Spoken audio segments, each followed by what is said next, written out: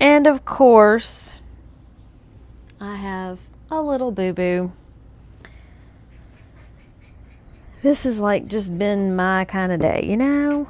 You ever have those days where, if it's not gonna work quite right, it's just not gonna work quite right.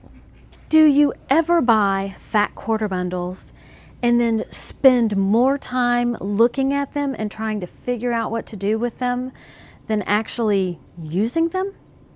Well, today I have the perfect pattern for you.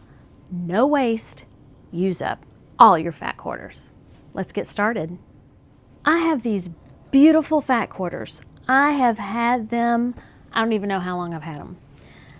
But I started thinking, I know it's scary, right? But I started thinking and I figured up a way to use my fat quarters with almost zero waste. So I'm going to share with you that pattern and you're gonna love it. Let's go to the cutting table. For this particular pattern, you are going to want a print and a coordinating solid. Now, this isn't truly a solid. You all know I'm not big on solids, but this to me reads as a solid. So I've got those. I have this one that is going to go with that. I tried not to make it match so well that there wasn't a contrast. So if you notice, there is a contrast between the print and the solid. And I think that's going to give your quilt more pop. All right, and here is this blue with this blue. I just love that, so pretty. Now I've already put some of the fat quarters together so that I could show you a finished product as we were learning how to cut these. So here I have 4 fabrics and I am going to try and cut them together because, you know, I have most of the blocks done and I'm really excited to get these 4 done. So I have put the 4 fat quarters on top of one another, lined up, and I have cut this side. And then you've got all the selvages lined up. So I'm going to measure 12.5 inches.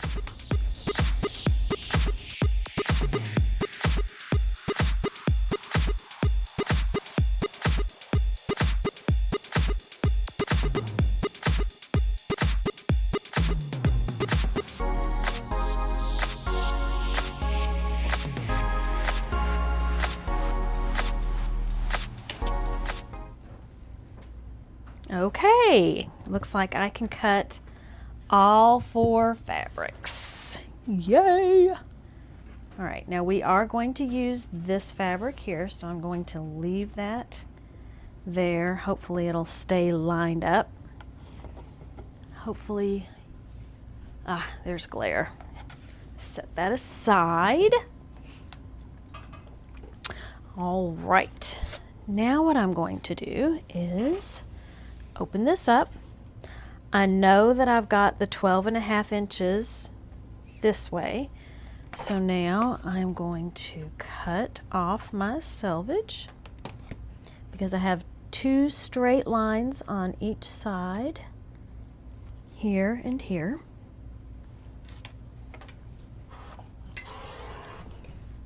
Okay. Then I'm going to measure 12.5 inches.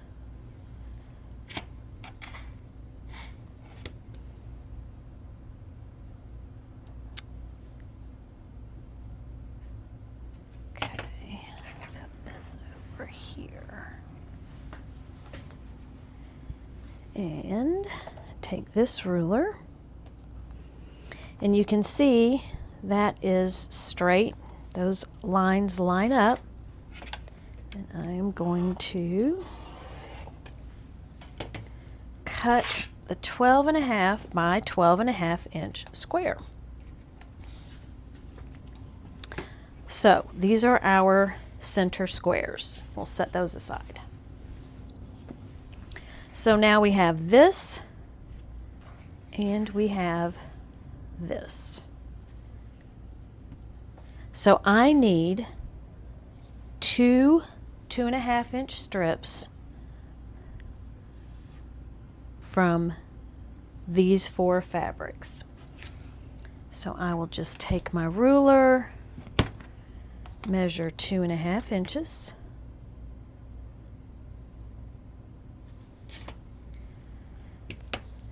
Put my weight.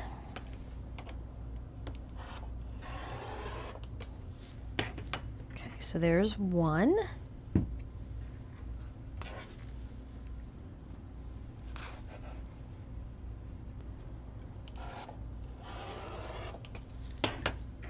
And this is essentially what's left over, because out of the other strips, I need 2.5 inches by 16.5 inches. So I'll go ahead, cut my 2.5 inches. Now, if you wanted to save some of the other fabric, I'm going to put this here. Then you could always cut your 16.5 inches first. And 2.5 inches.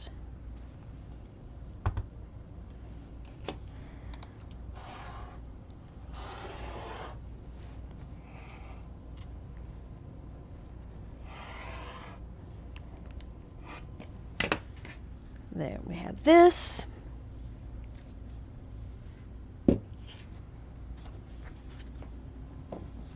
All right, so now I'm just going to line them up side by side.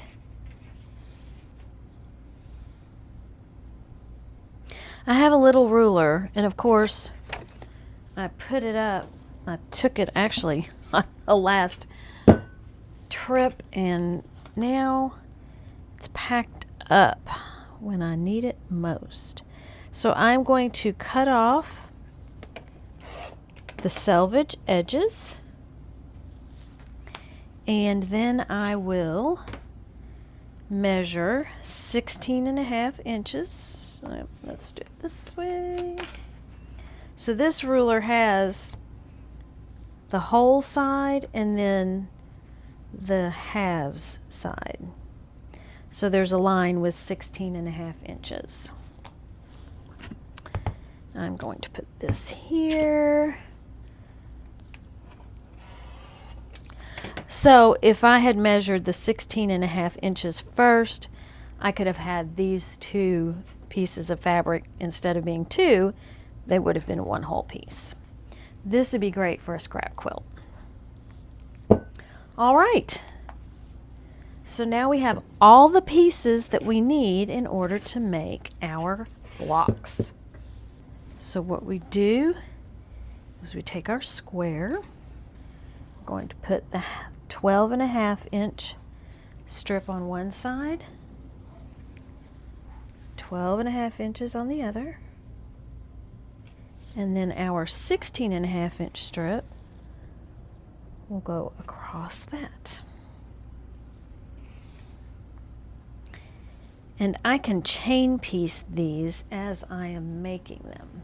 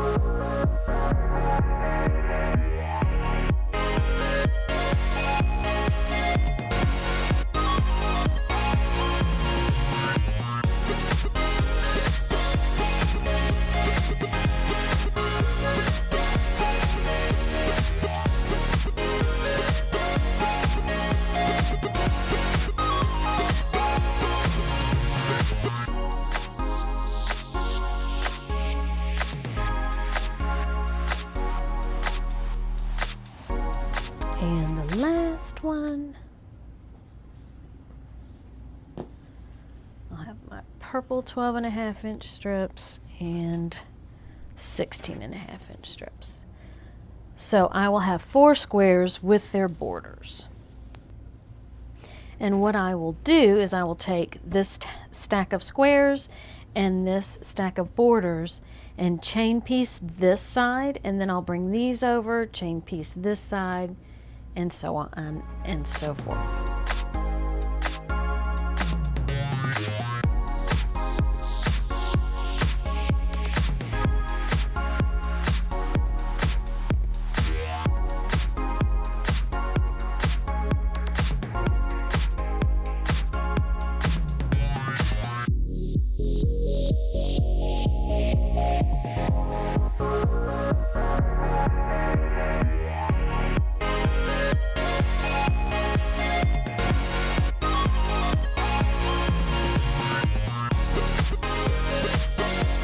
Here you can see I have pressed all the frames around the different fabrics, and now you have decisions to make. So you're going to want either some pins or some clips if you're going to do it the way I do it. So essentially these 2 blocks are what I'm going to put together, and I'm going to make 2 half square triangle blocks. So you've got the 2 smaller strips, and then you've got your longer strips. So you have a seam here, or you have a seam this way.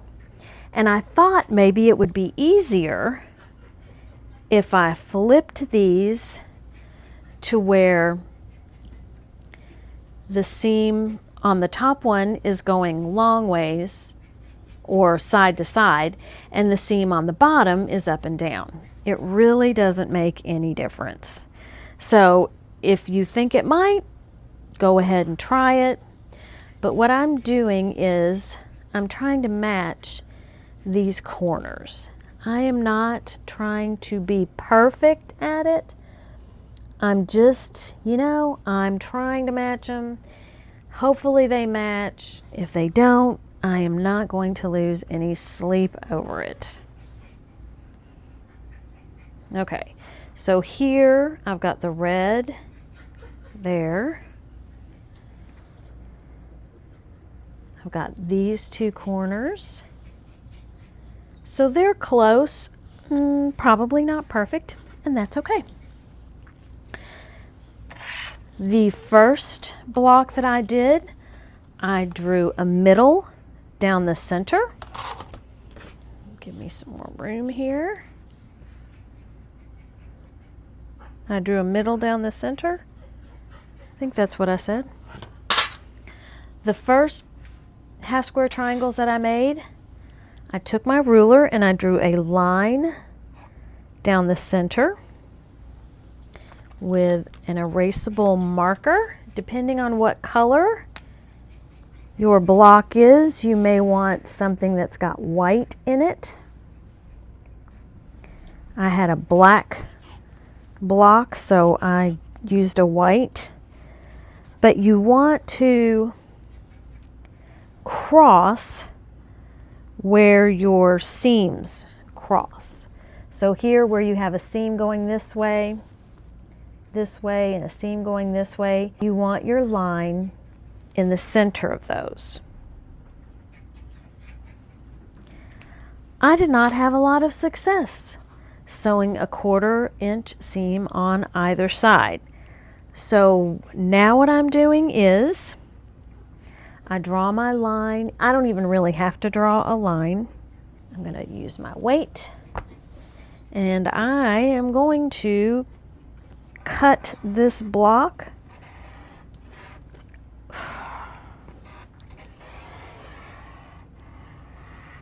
down the center. And of course, I have a little boo-boo. This has like just been my kind of day, You ever have those days where if it's not gonna work quite right, it's just not gonna work quite right. I'm just gonna trim that off and deal with it. Okay. This side looks pretty good. Now, you can take clips. I like to clip these two pieces in place. So I'm going to leave that right where it is because that's going to be the flattest it's going to be. So I'm just going to leave it that way. Here you've got a seam going this way and this seam going the opposite way, here and up and down. This is my messed up one. I'm going to leave that one alone too. Yeah, I've got enough issues with him. And then I like to put a clip in the middle just to keep that in place. And here we should be good. I've got a seam. This actually should be pressed to that side. So I've got a seam going both ways and it feels pretty flat. So I'm just gonna make sure I'm pressing that right. Let's see here, same thing. So I guess that's one benefit of making sure that your seam going across is lined up at the top with the block where the seam is going up and down. Hopefully that makes sense. And back to the sewing machine we go. Oop, I almost forgot that one.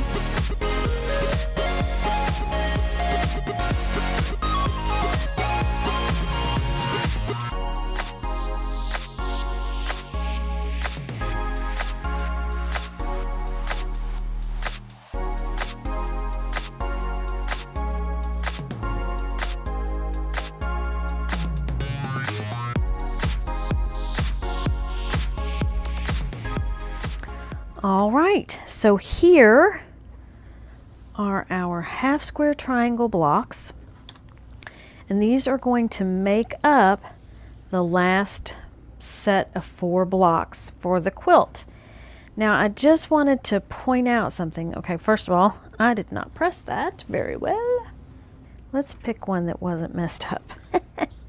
So when you are sewing these, your inclination might be to rush over the thick part of your block.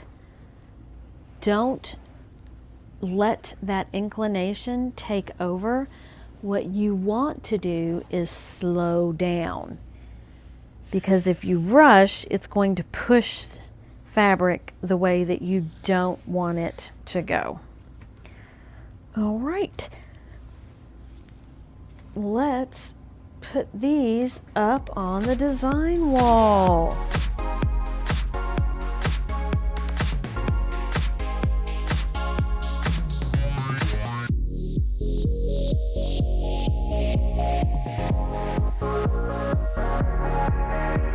What do you think? I am really liking this design wall, especially with these bright, pretty blocks on it. So now I just need to make sure that this is the layout that I want. How would you lay it out? Would you go in chevrons? Would you make pinwheels? What would you do if you had a wall full of these? I keep going the wrong way. So if you have scraps or fat quarters or whatever lying around, this is essentially what you need. A solid and a print. I guess you could do print on print. You do want some definition between the two. And make a square, whatever size you want. I like larger squares, we all know this. And then you're going to put a border around it. I used 2.5 inches. You can use whatever width you want. And then where the fun comes in is you're going to create a half square triangle with it. And my dog keeps barking. Sorry about that. Now, another option. Here, I used a print, but I made the half square triangle with a solid. So my solid border was essentially the same as what I used for my half square triangle. I would need something larger than a fat quarter in order to use the 12.5-inch square. But if I made my squares smaller, then I could use a fat quarter of a solid and a fat quarter of a print and create this block as well. And I like this block. It's just a little different. Now you could do a chevron pattern, maybe even a star. You might see this in an upcoming video. Okay, so let's put these in different orders. So let's see if we can make pinwheels.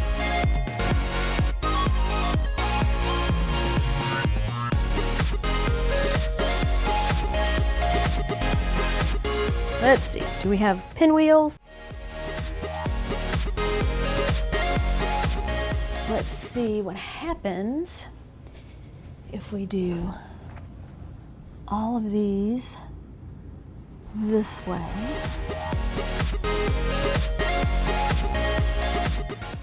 All right, what does that look like? A quilt with half square triangles. Let me know in the comments which of the different versions of this you would prefer. I want to thank you for watching. I have some fun things coming up. I'm doing a collab with my friend Victoria. I am going to do some embroidery. I don't know how many of you all out there have embroidery machines that are just sitting around. I don't want my embroidery machine to sit around. So I am going to show you how I use my embroidery machine to make fun little projects. So you definitely want to you will definitely want to be subscribed so you don't miss anything. And if you click the bell and get the little quotes around the bell, you will be notified anytime I put out a new video. In 2027, I am going to Bavaria and Austria in December. I'm going to need a parka, but it is going to be great to go through the Christmas markets and visit all the beautiful sights that there are to see in those two countries. So if you would like to join me, check the description below. I will put a link.